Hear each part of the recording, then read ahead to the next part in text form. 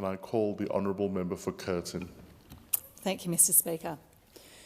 Congratulations to the government for making this legislation package a priority. We need a long-term solution to a problem that's developed over many decades. There are supply and structural challenges all along the housing continuum, from crisis accommodation to social and community housing, to rental housing, to affordable housing and home ownership. Having access to safe, stable accommodation contributes to the health and vitality of society, allowing people to experience safety and security, engage in school and work, and be active members of society. At the acute end of the continuum, safe housing is a prerequisite for successful support on a range of complex issues, including mental health, drugs and alcohol, and family breakdown. Before 2022, I spent 5 years working in community services and saw firsthand the impact of insecure housing on the lives of people who are dealing with complex challenges. I witnessed the way losing secure housing can send people into a spiral: relationship breakdown, social isolation and mental ill health. People living with housing stress, that is, spending more than 30% of their income on housing, live with the worry that they may not be able to sustain their housing. Even in my electorate in Curtin, which is relatively well off, 13% of homeowners and 28% of renters live with housing stress. Research shows that housing is something that people take for granted until it's threatened. It's not something people say they value until they've experienced it being at risk. More than 9,000 Western Australians are currently experiencing homelessness on any given night, and more than 4,100 people access specialist homelessness services every day in Western Australia. In WA, there were more than 19,000 households on the social housing waitlist, including 4,000 priority applicants in July 2022, 19,000 households. These numbers have been steadily increasing since 2019. The average wait time for a social home is currently 113 weeks. In WA, there's a current unmet need of 39,000 social and 19,000 affordable homes. On our current trajectory, this will double in the next 15 years. The WA eligibility requirements for social housing are tougher than other states, so this probably masks a greater need. The WA rental market is experiencing a critical shortage of supply. Rental vacancy rates have been sitting below 1% in Perth and across many of our regions for 20 consecutive months. Rewood describes a balanced market as being between 2.5 and 3.5%. There's been a 26% increase in rental prices in Perth over 2 years to July 2022, which is terrifying for the third of my electorate who rent. These statistics provide some context for the government's housing package. The government's commitment to 20,000 affordable homes and 10,000 social housing homes would meet the current need for WA only, which is about 10% of the national population. It's clearly a good start and a bigger investment in housing supply than we've seen for a while. The model being proposed for the Housing Australia Future Fund may well be an efficient use of capital if it has the desired effect of stimulating the ongoing growth of social and affordable housing supply. If the structure works, it will at least put something in place that can be added to in the future. To ensure that it does this, it will need to provide community housing providers and other institutional landlords with certainty.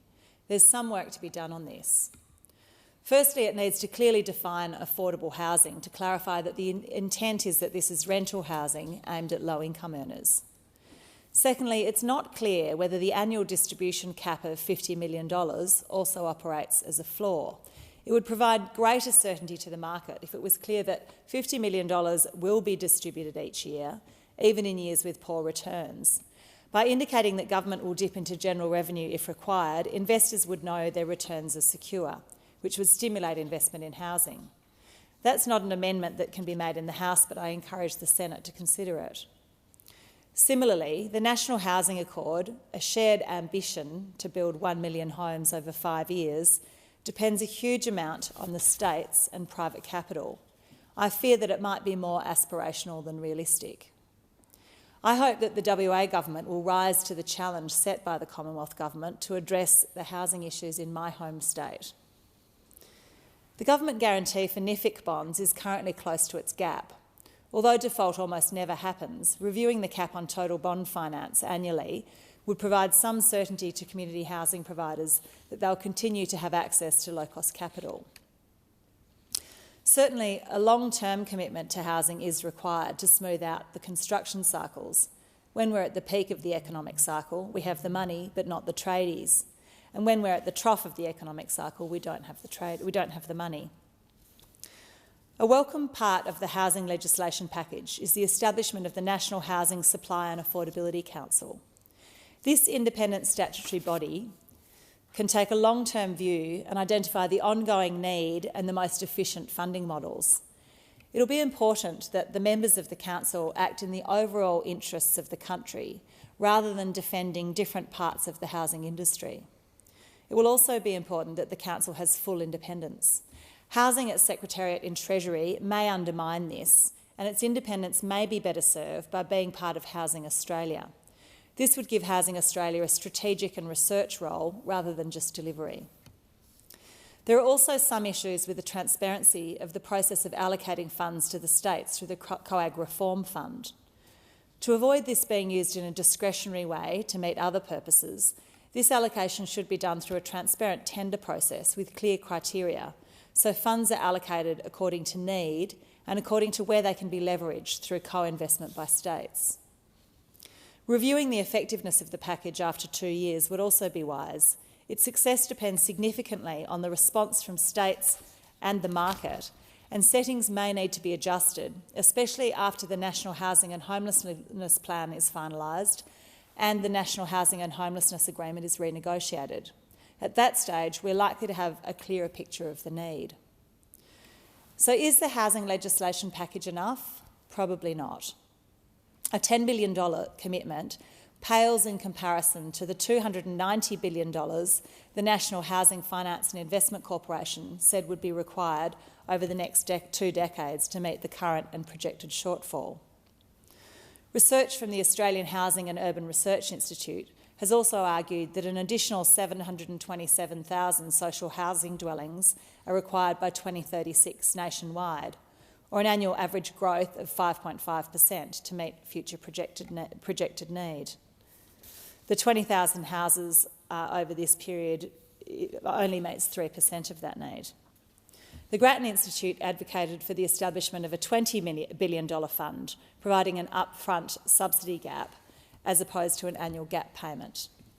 So it's likely to not be enough, but it is definitely a step in the right direction.